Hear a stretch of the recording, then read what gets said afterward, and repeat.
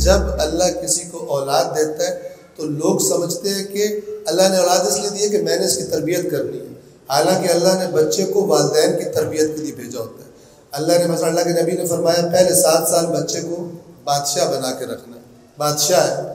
تو اب بادشاہ اگر تمہیں زیادہ تمہارا بلڈ پریشر ہائی ہوتا ہے ابا حضور کا یا اماں حضور کا، غصے پہ کنٹرول نہیں ہوتا، اب میں نے اس بچے کو بھیجا ہے اپنی تربیت کرو، اپنے آپ کو کنٹرول میں رکھو۔ ہمارے بادشاہ کے سامنے اپنی چھلانگیں نہ لگاؤ جو آپس میں لگاتے ہو، مثال کے طور پر اگر غصہ آ رہا ہے غصے کو کنٹرول کرو۔ اگر غصے کو کنٹرول نہیں کرو گے اس بچے کی شخصیت خراب ہوگی، کل کو تمہیں بھگتنا پڑے گا، یہ خراب کیریکٹر کا بنے گا اگر اس سے بدتمیزی کرو گے، اگر اس کو برے الفاظ بولو گے۔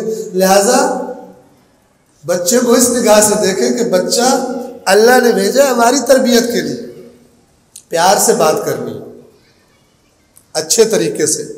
اگر ضد کر رہا ہے تو آگ ببولا نہیں ہو جانا، کیونکہ بادشاہ ہے، اس کو اللہ نے بنایا ایسا ہے۔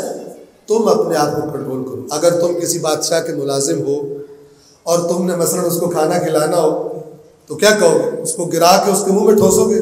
وہ لٹکا دے گا پھانسی پہ آپ، اس کو پیش کرو، ایسی حرکات کرو کہ بادشاہ کا دل کر پڑے کھانے پر۔ توجہ فرما رہے ہیں؟ یاد رکھیے ہم میں سے جو بھی ایسے جن کو اللہ نے بچے دیے، 7 سال تک کے بچے کو اگر زبردستی کی جائے، ٹھوسا جائے، حتیٰ کہ پڑھانے میں بھی اس پہ ٹھوسا جائے، وہ بچے کی جو نیچرل گروتھ ہو رہی ہوتی ہے اس زمانے میں، اس کا دماغ جو اس کی صلاحیات ایکٹیویٹ ہو رہی ہوتی ہیں اور نکھر رہی ہوتی ہیں اس اللہ کے پروسیس کے مطابق، اور آج کی سائنس بھی یہی کہتی ہے ہر باہر سے ٹھوسی جانے والی چیز، زبردستی کی جانے والی چیز، وہ بچے کی شخصیت کو منفی اثر چھوڑتی ہے۔ اور آج کے سائنٹسٹ یہ کہتے ہیں کہ ساری زندگی میں ان چیزوں کی کمی دور نہیں کی جا سکتی جو اس پہلے 7 سال کے زمانے میں بچے کی شخصیت متاثر ہوتی ہے۔